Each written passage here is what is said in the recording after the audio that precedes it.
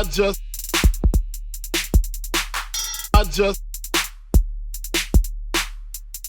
speak my peace, keep my peace. What's good, y'all? Welcome to episode 102 of the Speak My Peace podcast. As always, I'm your gracious host, Greg Lacey. Like we always do about this time, I hope this episode reaches you all in good health, that you take care of yourself and your loved ones, as we know how important those things are today. Before we do get into this episode, I'm going to welcome all my listeners.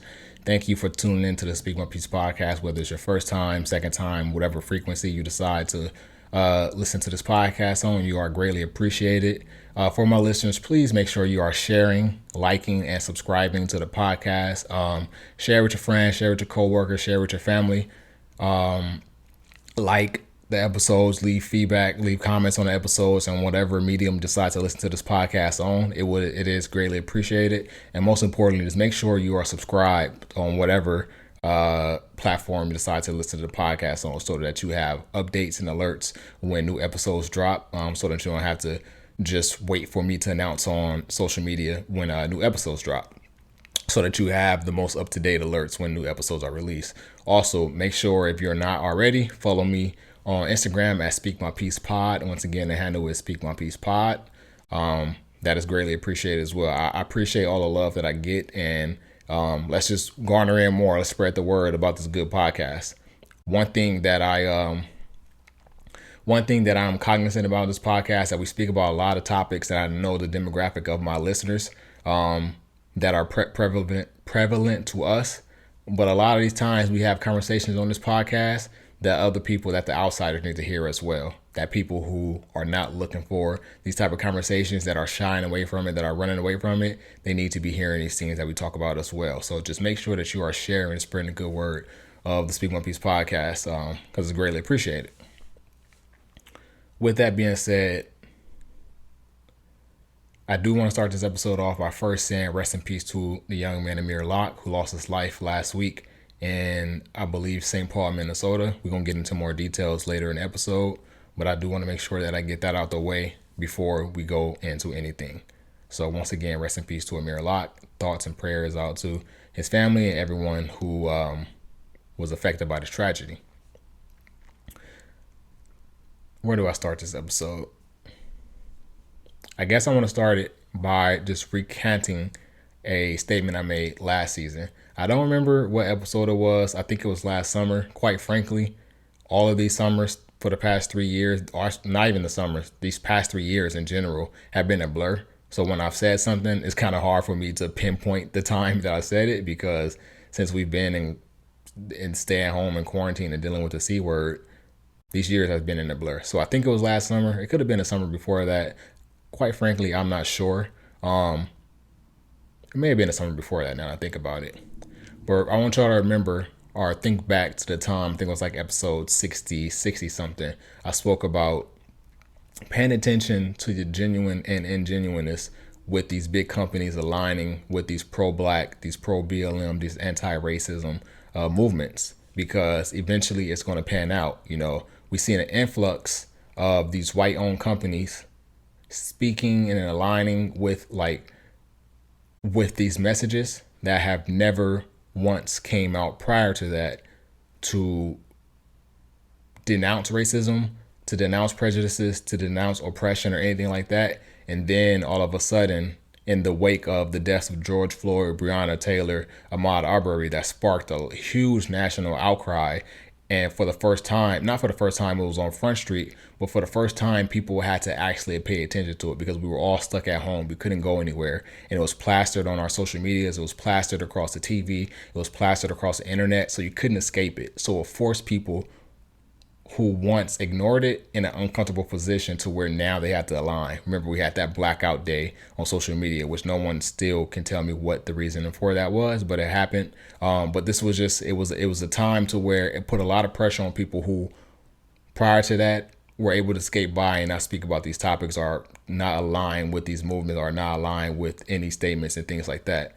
And so that summer happened, put a lot of pressure on a lot of people who ignored it for many times. And in that, we get an influx of genuine and ingenuine people aligning with these movements. Like if y'all remember, prior to the deaths of George Floyd, Breonna Taylor, Ahmaud Arbery, BLM was thought of like a like a terrorist group. And today, some people probably still look at them or see them as that. But prior to 2020, that's what BLM was. People thought it was, or not people thought, people depicted it as a terrorist group, despite many outcries, despite, people actually, stating the cause for BLM and saying what BLM stood for. We saw people who tried to we saw antagonizers try to paint this picture of BLM being antagonizers, and it was just a very wild time. And then fast forward 2020, where all this is on Front Street, and a lot of people are speaking up, and a lot of people are demanding justice, and a lot of people are demanding a lot of things. Those people were backpedaling and changing their stance on that, because we were in a time to where people were like, okay, we're speaking about this, and if you're silent, you're the enemy. And so now there was forced in an uncomfortable position, like, damn, well, I've had the luxury of staying silent because it didn't bother me and it didn't affect me, which is probably still doesn't affect them today. But the reason why a lot of companies were forced to make statements and forced to put dollars in communities and forced to have certain programs is because it was affecting the bottom dollar. And at the end of the day, in America, America's built on capitalism. That's what it's about. It's about how you affect the bottom dollar. And in that time, there was a lot of movement for people to push away from, we in ourselves as Black people were pushing away from not supporting these companies that don't care about us, but really we were amplifying our voices, amplifying the Black-owned businesses and things like that. And they saw that as a threat. And so what came with that is we got some companies that were genuinely, aligned with these messages, and we had some that were ingenuine in aligning with these messages. And that is a part of the capitalism as well. Say we have company A who may genuinely feel that they, denounce racism, feel like they are aligned with the morals and the values of BLM, feel like the lives of Black people do matter. They want to denounce oppression and all things like that.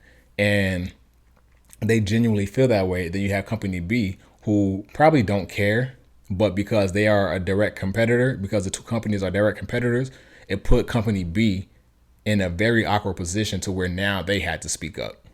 And now they had to make a statement similar to what company A was making. And they probably still didn't care at the end of the day, but they felt like in order for them to continue to make money, in order for them to remain a competitor, this was what they had to do. So kind of the majority of the country, the majority of the world, their hands was forced to align with these movements, but it was ingenuine. And the reason why I'm bringing this up and recounting this now, we're going to get to it a little later in the episode, but I told y'all to remember that. And now here we are, spring, on the cusp of spring of 2022. We don't see too many companies still making these statements. We don't see too many companies really making it known that the lives of our people matter. In that time, even in the wake of all that, some of these companies, speaking about the ingenuine companies, they were making certain statements and they were making certain commitments to certain communities, and they were doing all this stuff. And then the day after that, you will have Black employees or even people of color employees of these companies were going on protest and were going on strike because they had been treated unfairly in the company for so many years, and they felt like them sharing and them aligning with certain messages, it was hypocritical. And so they wanted to put it on Front Street of how this company really is. And we were exposed to that largely due in fact to people being inspired by the protest, being inspired by the movement that was created in the depth of these people and many other people as well. I'm missing a lot of other names. It wasn't just those three names, but those three names was really what caused a spark and really caused a change and really caused a movement and really caused all of these protests all across the country, because it was just like, we don't have anything else to do. We stuck at home. We're angry. We don't have any other outlets to really, direct this tension, this aggression towards. And so now we're going to take to the streets and we're going to demand justice, and we're going to demand shifts in policing. We're going to demand shifts in funding to the policing. We're going to demand changes within our communities and certain things like that. Like, a lot of people felt that was a time to do it, and rightfully so. I mean, I felt like they accomplished a lot. The people who took to the streets, they accomplished a lot within that time. Some, as I just said, those companies stood by their words. Some didn't. And the reason why I bring this up is because as I was preparing for this episode, just to speak on the death of Amir Locke, it popped up in my head, that statement that I made about just paying attention. Like, the coverage that I see on the news and in media of Amir Locke is different from the coverage we've been seeing from the other lives we've been taking at the hand of police brutality, our racism, our prejudice, or whatever the case it may be. It's kind of, and maybe it's just me. I've been paying attention less to news than I have in the past, but it's kind of been minuscule in comparison to the other deaths we've been seeing over the past 2 years. And that's really what sparked my mind to recount that statement and bring it up here in this episode, because it was like, I said this was going to happen, and it happened. And so now we don't see too many people really align it. Like, Juneteenth, for whatever reason, was a big deal last year. The year before that as well, but it was a big deal last year because everybody wanted to make sure that Black people felt seen. Everybody wanted to make sure that Black people, that they knew that they care about the Black consumers, which they really didn't. But Black team. Juneteenth was bigger last year than it had ever been because of the dollars behind it. People use these they capitalize on it. It's capitalism at its finest. They capitalize on the communities, they capitalize on the people, and they capitalize on this holiday that's been around for so many years, but everyone has been ignored for so many years. And getting into Amir Locke, horrible transition from one to another, but that's just how I started. That's why I had to start the episode the way I started, because doing my research on the Amir Locke situation, it just brought me back to those older episodes when I was speaking about it. Now back to Amir Locke. Amir Locke was a 22-year-old man who lost his life at the hands of some pigs who entered an apartment where he was sleeping, and they took his life. There's a lot of unfortunate details in the situation. One of the ones that stood out most to me, and it was immediately, was the date in which this happened. His life was taken on February 2nd, 2022. Now, all around the world, there's 2 dates within this month of February that people have been planning for because of the significance of the numbers and the repeat numbers and things like that. A lot of people are into numbers. A lot of people are into, universal alignment. A lot of people are into other things that I really can't delve into in this podcast because I'm not well read up on it. But like this, the universal alignment and numbers and things are something that a lot of people believe in. A lot of people hold a lot of value. And so that 2 of those numbers are in the beginning of this month and near the end of this month. Or 2 of those dates are in the beginning of this month and near the end of this month. One is 2/2/22 and the other one is 2/22/22. These dates people have been planning towards for maybe years, maybe a year, maybe months, whatever the case may be, to celebrate joy, celebrate love, celebrate life, whatever the case may be. And maybe have been people who were planning, child birth dates around this date. There are people who are planning engagements around these dates. There are people who are planning marriages around these dates. And even on a smaller scale, there are people who maybe a man or a woman may be asking out their significant other on this date so that their anniversary is this date. And we think about all these happy things and all of these great things that people are planning around this date. And then in Minnesota and all around the world, wherever his family is located, one of those dates is going to mean the complete opposite because of this incident. The details as I know it is some pigs in Minnesota acquired a knock and announce warrant to investigate a homicide that happened in Minnesota. As they were applying for the knock and announce warrant, somehow they were granted a no-knock warrant. Some of you may be listening and the no-knock warrant may sound familiar. It is, because that is the same warrant that was used to execute Breonna Taylor, which I'm going to get into in a little while as well. But so they applied for this knock and announce warrant and were granted a no-knock warrant. They were searching for suspects from a homicide in Minnesota. Amir Locke was not one of the suspects. He was not tied into the homicide, he had nothing to do with it. The closest thing he had something to do with was, I think, one of his relatives was a suspect in that murder, and that is the closest he had to it. Which, still to me, he has nothing to do with it. I have relatives that have done a lot of things that has nothing to do with me. I don't think my life should be taken because of what some of my relatives done, and I have relatives that have done things that I have no idea about. And I don't think that my life should, their lives neither, but I don't think a life should be taken, especially mine, because of my relation to someone.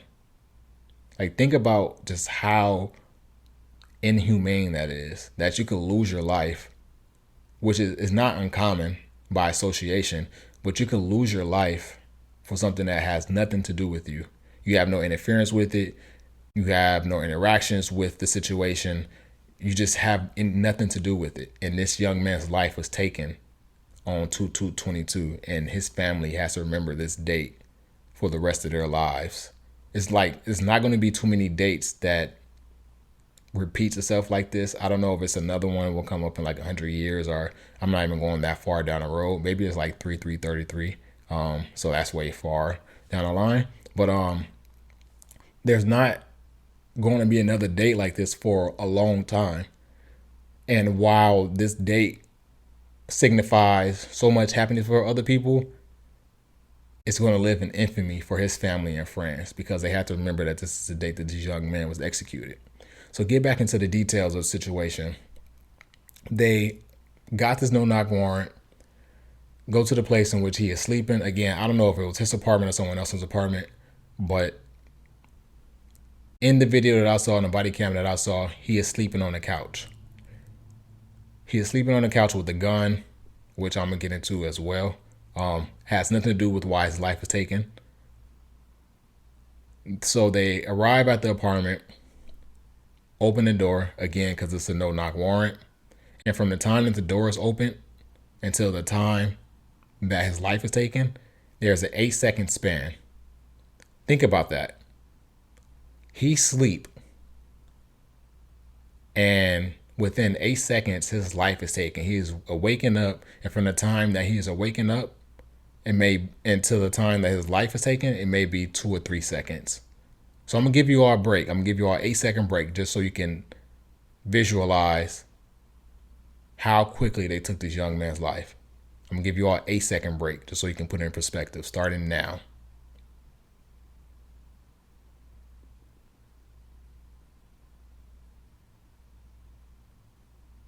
And in that time, his life was taken.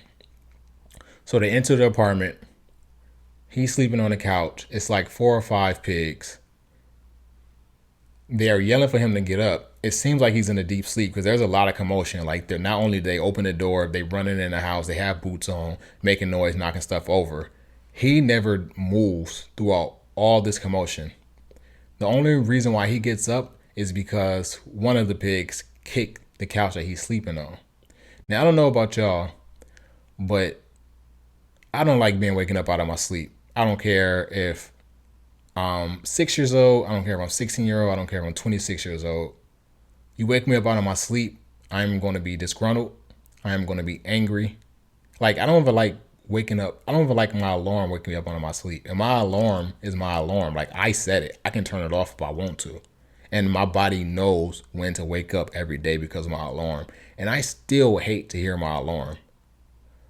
So imagine that whatever state you are in, you are sleeping with a weapon, a legally owned weapon, a weapon that you have legal possession of. So maybe, we're not even going to get into details of that, because whatever he felt the need to protect himself while he was sleeping for, then so be it. He legally had possession of that weapon. Like, if someone was to barge in my house and I didn't legally have possession to protect myself, I don't, like, obviously my life would be taken, but I will feel stupid. So at least he had the means to protect himself in the event that his life was threatened. Unfortunately, he didn't get to protect himself, but at least he had the means to do so. At least he had the wherewithal to think that if my life is threatened, then I'm going to do whatever I can to make sure that I am here as long as possible to see my mom the next day, see my siblings the next day, see my friends the next day, see my parents, my grandparents, my relatives, whatever the case it may be. At least he had the wherewithal to think like that. So they kick the couch. He's sleeping under a cover, and he wakes up after they kick the couch. As they kick the couch, it's when they see him and they see his weapon. Mind you, his weapon is there, but he never points it at anybody, never threatened the life of anyone. The justification, as they always use, was that their life was threatened. But if you Google right now, as you listen to this podcast, the body cam, Amir Locke death, you will see that this young man, one, was all over the place because he had been woken up out of sleep. I don't know what time it occurred. I forgot what time it occurred, but he had been awakened out of his sleep. So obviously he's disgruntled. Obviously he's confused. He don't know what's going on. There's a lot of commotion around him. There's lights flashing on his face, and he was just asleep. And he's in a very unpleasant and uneasy state of mind because of this. And so his first thing to do is protect himself. Mind you, though, as he grabs his pistol, his finger never once come close to the trigger. It's along the barrel. Any of you all know anything about guns? If you don't know anything about guns, in order for you to pose a threat to someone, your finger has to either be close to that trigger or on that trigger. Because how are you going to squeeze? How are you going to fire that firearm without pulling the trigger that releases the bullets, that releases the lead? So in the body cam footage, his finger is alongside the barrel, nowhere close to the trigger, and it's pointing at the ground the entire time. This is another reason why I bring that up is because in order for you to be threatening someone, even if his finger was on the trigger, in order for him to threaten any one of those pigs that were in his vicinity, that barrel had to be pointed at one of them. But the entire time in this body cam footage, the barrel was pointing down towards the ground. So as I said, in between the time that he's come from under the cover and to the time his life was taken, there's maybe like a 2-minute span. He doesn't even have time to protect himself. He doesn't have time to figure out what's going on. He doesn't have time to explain why he's there. Not that he has to, because they are in his home. I assume it's his home. He doesn't have time for anything. He doesn't have time to respond. His response was being waken up and taking the cover off his head. And by the time he took the cover off his head and went for his gun, his life was taken. Think about how inhumane that is.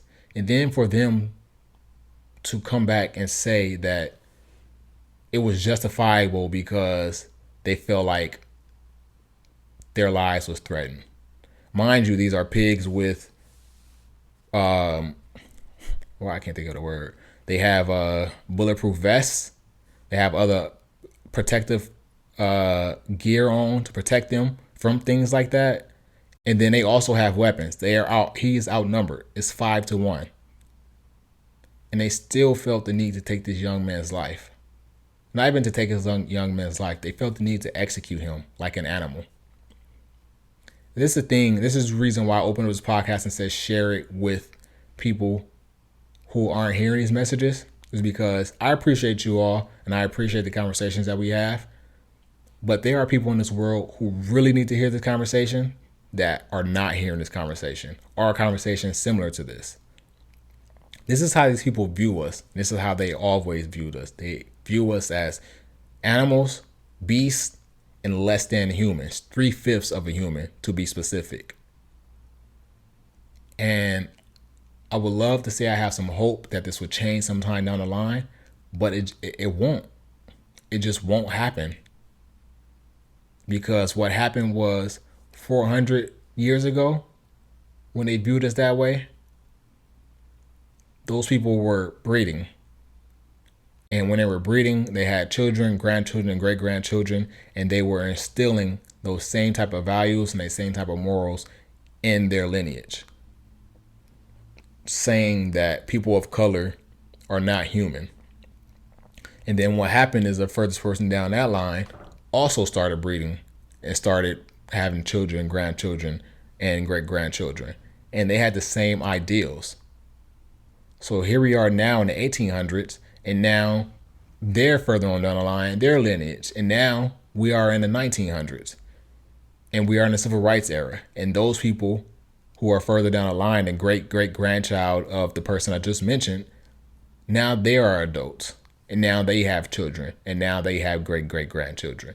And now they are instilling these same ideas into people, into people that they are bringing into this world.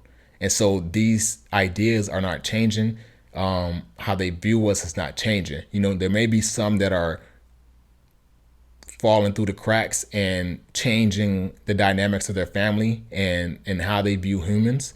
But the vast majority of them still think a certain way. Think about it.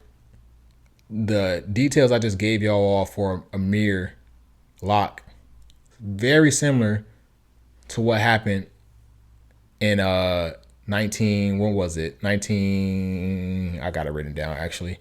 In 1969, Fred Hampton. This time last year, I was telling you all about the story of Fred Hampton. I think it was episode 82, because that was around the time the movie Judas and the Black Messiah came out. And I was giving you all my takes on how I felt about it. Fred Hampton, 20-some-year-old black man, Chicago, was drugged by an informant and then killed while he was sleeping in his own home by the same type of people. Further on down the line after that, we have 2016 in the same state where Amir Locke lost his life, or where he was executed. We have Philando Castile, another black man in possession of a legally owned firearm. He made it known that he legally owned a firearm. He was executed in the front seat of his car in front of his girlfriend and her daughter. 2 years later, we got, and again, forgive me if I mispronounce his name, because I know I hate mispronouncing the names of the deceased. We have Botham John in Dallas, Texas, I believe he was. In the comfort of his own home, eating ice cream. A pig walked into his home and took his life because they thought that he was intruding in their home. Year after that, still in Texas, a Tatiana Jefferson at home with her nephew playing video games. She hears commotion outside of her home, and so she goes to investigate. She's in possession of a legally owned firearm because she wants to protect herself and the life of her nephew against any threats. She comes to a window to where someone is flashing a light on her. The person who's flashing a light on her, because they flashing a light on her, her vision is obscured. So she don't know what's going on the other side of that window. But the person on the other side of that window flashing a light on her sees everything within that house. They see a firearm and take her life. She doesn't even have a chance to protect herself. 2018, Breonna Walker, Louisville, Kentucky. Her and her boyfriend sleep in their home, in their apartment. A no-knock warrant was acquired to pursue a suspect who did not live in an apartment, and people knew did not live in that apartment. And they bust into their home, and her boyfriend, luckily, in legal possession of a firearm. First thing he think is to protect himself, because someone had just burst into his home in the middle of the night while he and his girlfriend are asleep. So he had to protect himself and protect her. Unfortunately, her life was taken, but he tried his best to preserve their lives by firing rounds into the intruders in their home. Think about that. Think about all these stories and the similarities in them. One thing that sticks out to me, and I don't know if it sticks out to y'all, is that yes, we have the right to bear arms in America, but we know how the Constitution works. We know how laws in America works. It's only meant for one type of people. These things are not meant for us. And I'm not saying this to discourage y'all from not acquiring these things and not taking advantage of these things, because you should. It's your right. I'm just letting y'all know that there's consequences for everything because of how these people look at us, how these people view us, and how these people treat us. We had to be conscious of that and how we move. Not that if these people were being conscious, they would have been able to protect their lives, because they weren't. They were set up for failure. Half of them lost their lives in their sleep. The other half lost their lives in the comfort of their own home, where they're most vulnerable, where they feel they're most protected, where they feel they're most safe, where they feel like they're most at ease. and they were executed like animals because these people don't view us as human. And so, getting back to what I was speaking about in the last episode, when someone asks me, why I still don't watch the NFL, why I still don't partake anything in the NFL, this is the reasoning. I know some of you are new listeners to this podcast, so I will recount my reasonings now, because I kind of got into a last episode, but I didn't. But when I spoke about in the last episode about my integrity not letting me, my integrity will not let me support someone or something who is blatantly against my people continuing to fight for their freedom, to continue to fight for their equality. What the NFL did was they saw Colin Kaepernick using their platform to bring light to issues like the stories that I just shared with you all: Amir Locke, Breonna Taylor, Philando Castile, Tatiana Jefferson, Botham Jean, Fred Hampton, and thousands of more other people who lost their lives in similar and even worse fashions. Colin Kaepernick used their platform, one of the biggest platforms in the world, to bring light to these things. And it put the NFL in a very weird position because he was one of the most popular athletes around the time. But in the same time, their fans, because the majority of NFL fans are people who share values with these pigs who are executing these people and these racists who are executing these people, because their fans share the same or similar values of these people who are carrying out these inhumane attacks on our people, it started affecting them bottom dollar. Remember, I spoke about in the beginning of this episode, I'm going to get back into the bottom dollar thing. It was affecting their bottom dollar. And so the NFL had to make a choice. Either we shut him up or we lose money, because our fans obviously are not riding with this man using our platform to speak about these things. And so what they did was they banished him. They banished him and blackballed him. They waited for him to become a free agent, and it was a perfect window to not ever allow him back in. And so they did that. I stopped watching NFL this summer. Colin Kaepernick was a free agent because I was of the mindset that he's going to become a free agent. He's going to sign somewhere. Maybe it's not going to be the best possible situation for him. Maybe he's not going to be a starter, but somebody's going to sign him. There's no way that they can deny him a job considering what he's been doing for the past 5 years. That summer came and went, and he never got signed. The season after that came and went, he never got signed. And then 4 seasons followed. Is it 4 seasons or 5 seasons? It's 5 seasons followed since then, and he never got signed. Because they effectively kept this man out of the league, not allowing him to shed light on these topics. Now, the NFL is not the first entity, is not the first company to try to silence someone who was bringing light to these issues. But the NFL was a company that I was heavily invested in, a company that I have been invested in for my entire life, being a long lifetime fan of this company. When I speak about my integrity not letting me, I couldn't take that slap on the face. I couldn't know that they didn't value my people. I couldn't know that they didn't value me and still help them generate revenue off of my hard-earned money. My integrity just wouldn't let me do that. I just couldn't. And some of you may listen to this and say, well, there's other companies that are doing it. There is. And when I'm faced with a decision and when these things come to light and I'm faced with a decision to support or not support, I make the same decision with no hesitation. Because I'm at a point in my life to where what's most important to me is us, our people, sharing these stories, this platform, using this platform to share these stories, using this platform to shed light on these stories.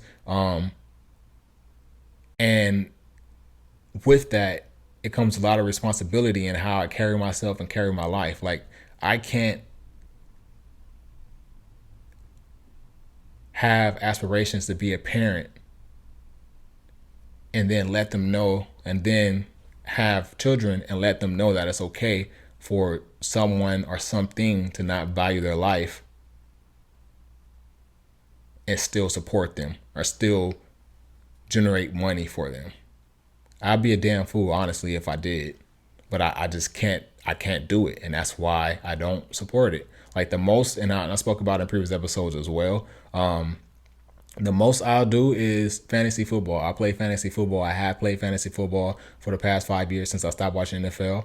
But that's the most I do. And I mainly do that because I'm in the league with a lot of my family. And so we do it for bragging rights. And I'm a very competitive person. So that's the most, my interaction is. But I don't watch football games. I don't buy into Maddens. I don't buy NFL jerseys. I don't buy NFL pass. Like I don't do anything subconsciously knowing that the money I'm spending is attributing to the revenue for the NFL. And me not spending money with the NFL does not affect them bottom line at all because there's millions of other people who are spending thousands, if not millions of dollars with this company. But I wouldn't be able to sleep with myself at night knowing that I continue to contribute the money that I make to help them out. I just wouldn't be able to do it. The funny thing about all this is that in the wake of it, now they're dealing with another investigation, which is going on, and I hope that I speak about in a later episode. But now there's more racism being brought to the front. There's black coaches who are probably going to be blackballed because they're speaking out on things, speaking out about, they've been hired and set up for failure. Some even went as far as to say they've been offered compensation to fail at their jobs so that they can then be fired and then the white savior can come in and save the franchise. A lot of details are coming out, a lot of more things. The story is still developing, but we're going to speak about this in later episodes of this podcast as well, because that is another thing. Like, we've been shown time and time again that this entity is racist, don't care about our people, and would do whatever they can to uphold the standard of the Good Boys Club. Something that helped propel that idiot that was our previous president. So I'll say all that to say, continue, black people, it's Black History Month, continue to value yourself, continue to uplift your people, support your people, stand for something or fall for anything, damn it. We got to continue to uplift ourselves because no one else will. We know how these people feel about us. We know how these people treat us. We've been shown time and time again for the past 400 plus years how they feel about us. And we will be fools to continue to allow this to happen. Like, we have to stand our ground. And I felt like that time started 2 years ago in the wake of all those deaths, because we've seen a lot of shame, we've seen a lot of shifts, we've seen a lot of shifts and demands, but let's continue to build upon that. And that's the Speak on Peace podcast for this week, y'all. Before we get out of here, my what to watch for this week is Abott Elementary on ABC. Once again, my what to watch for this week is Abott Elementary on ABC. Please make sure you are like, comment, and subscribing to Speak on Peace podcast. Share it with your friends, share it with your family, share it with your coworkers, whoever you want to share it with. It is greatly appreciated. Once again, that's the Speak on Peace podcast for this week. I'm out.